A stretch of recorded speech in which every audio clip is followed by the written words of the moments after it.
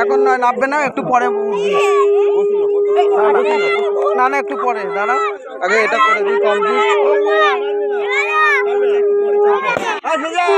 আচ্ছা, আমাদের এই ঢেকি খেলনাটি উদ্বোধন করছে সাতকড়ি পাখিরা মহাশয়।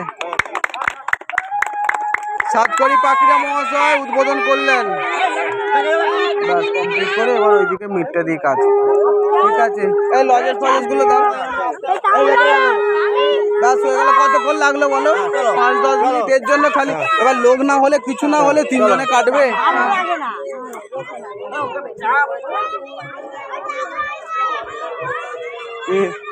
এই দিকটা একটা ঘেরার ব্যবস্থা করতে হবে রাস্তাটা বাদ দিয়ে, কারণ ঠিক আছে, হাল তো।